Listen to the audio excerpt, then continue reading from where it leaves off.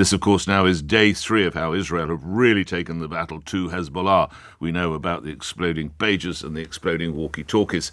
But what of Hezbollah? Well, yesterday we heard from the leader for the first time over the last 3 or 4 days that have left dozens killed and hundreds more injured across much of Lebanon. Here's a little of Hassan Nasrallah's address yesterday, live on Lebanese TV.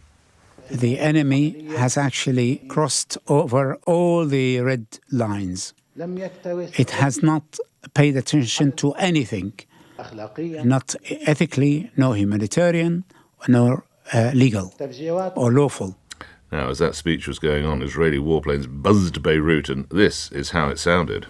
The clinics, the nurses for treating the injured, he said that was a... we've just heard a very loud explosion or blast. Not sure, I can't see where that is from. Now, that's Sky News' John Sparks, and there's no way that John would have known where he was standing that it wasn't actually an explosion. It was a sonic boom in the background to his report. Last night, the Lebanese ambassador to the UK, Rami Mortada, spoke with my LBC colleague Andrew Marr, condemning the attacks his people have faced this week.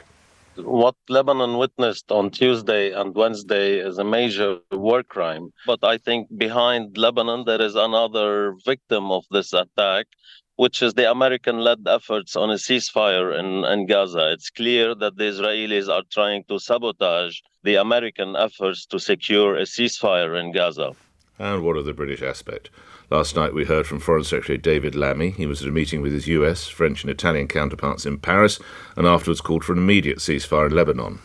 We are all very, very clear that we want to see a negotiated political settlement so that Israelis can return to their homes in northern Israel and indeed Lebanese can return to their homes. And that's why tonight I'm calling for an immediate ceasefire from both sides so that we can get to that settlement, that political settlement that's required.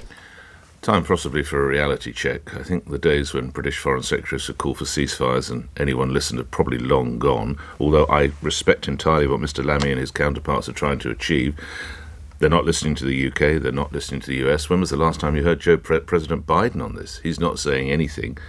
So does Israel need to be checked, or reminding you that since that dark weekend of October last year, there have been more than 9,000 missiles fired into Israel by Hezbollah. More than 9,000. Is this now time for Israel to say, we are not putting up with this any longer? We'll take your views in a moment to prompt the conversation. Let's talk first to Dr. Lynette Nusbacher, who's a war historian, former British Army intelligence officer and strategist in the UK Cabinet Office, joining me now. Doctor, where do you see this going next? Good morning. Good morning. I think that we're seeing the Israelis suppressing as much Hezbollah rocket capability as they can. They clearly were able to update their intelligence picture when Hezbollah fighters all started to go back onto their burner phones after the pagers and the walkie-talkies all blew up. And they're going to try to destroy as many launchers as they can so that Hezbollah's credibility and their ability to threaten to rain down fire and death on Israel, which of course is their main threat and Iran's main threat to Israel, so it'll be blunted. And of course, it remains to be seen whether the Israeli target pack will include enough of the long-range Hezbollah launchers to enable the Israelis to have any confidence that they can operate without that threat. Do we have a sense of the timing? Why did Israel launch these attacks now? The Israelis have pivoted. They were focusing on Hamas in Gaza, of course, over the last 10 months. And they were doing that. They were fighting in the south, fighting in Gaza, while holding in the north. The massive Israeli mobilization in October, November of last year was designed to freeze Hezbollah in place, to stop Hezbollah from putting in a more significant attack on Israel. And now that Hamas is largely suppressed in Gaza, the Israelis are able to focus their attention on the north. Doctor, Hezbollah says Israel will face, and I quote, harsh punishment. What might they be speaking? Well, Israel always has the ability to get into land warfare in South Lebanon. Now, that is, as Nasrallah made very clear over the last couple of days, something that Hezbollah would welcome. That is, Hezbollah would love the Israelis to come into South Lebanon to smash the IDF against the huge fortification systems that Hezbollah have prepared for this. However, in the process, Hezbollah might damage the IDF a lot, but Hezbollah could easily be written down to the point where it's combat ineffective. The Israelis can destroy Hezbollah, but up until now, Hezbollah has been able to say that they would cause so much damage to Israel that it wouldn't be worth the price. Lastly, I mentioned at the start of this conversation, we haven't heard a lot from President Biden, noting the influence that the US enjoys in the region. Should we hear more from the White House?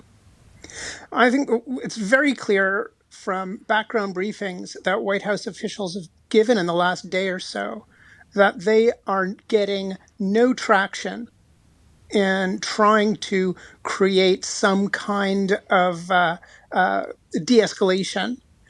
The Biden administration has been great at stopping escalation up to this point.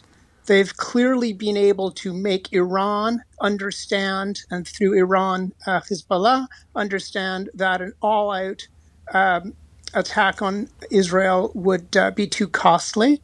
But they are not able to convert what everybody's got now, what people have won so far and what people have lost so far, into any kind of ceasefire. And it's not surprising. Enjoyed our conversation. Thanks for your time today. Dr. Lynette Nusbacher is a war historian, former British Army intelligence officer, and served as a strategist in the UK Cabinet Office 12 after 7. Listening, Aya Majzoub, who's Deputy Regional Director for the Middle East and North Africa at Amnesty, based in Lebanon. Well, we're hearing that the British Foreign Secretary and his counterparts are calling for an immediate ceasefire. Do you think they should be doing more? Good morning to you. Good morning. Absolutely. We have, over the last 9 months or so, been calling for all states to put pressure on Israel to accept the ceasefire and to also stop all weapons shipments to Israel, given the very clear violations of international humanitarian law that we and other organizations have consistently been documenting over the last several months. And the attacks that we witnessed in Lebanon, the exploding pagers and the exploding walkie-talkies, just also are further reason why all states should urgently be working towards a ceasefire. The potential for further escalation is huge. But the ceasefire goes both ways, doesn't it? Hezbollah must stop firing rockets into Israel. Absolutely. And this is something that Hezbollah has said repeatedly. They said as soon as there's a ceasefire in Gaza, they will cease. Nasrallah's speech yesterday, again, linked the war in Lebanon to what's happening in Gaza and said repeatedly, as soon as there's a ceasefire in Gaza, the Lebanon front will stop, because the Lebanon front is a support front for Gaza. To those who say that the attacks, the pagers and the walkie-talkies were specifically targeted because they were used by Hezbollah operatives, and it's about as targeted an attack as you could get, how would you respond? I mean, whoever bugged the pagers and the walkie-talkies could not have known who received those electronic devices or where they will be when they were using those devices. Well, there is a sense they might have been sold to Hezbollah directly, of course. That is one report you'll be aware of. Yes, of course. But those individuals, and we saw this in Lebanon when the devices exploded, those individuals who had the pagers were either in their homes with their children and their families. They were on the streets, in crowded streets. They were in grocery stores. They were at the doctor. So the impact of the explosions went far beyond just the individuals who owned those devices. Aya Majzoub, thank you for joining us. You're Deputy Regional Director for the Middle East and North Africa at Amnesty, joining us from Lebanon.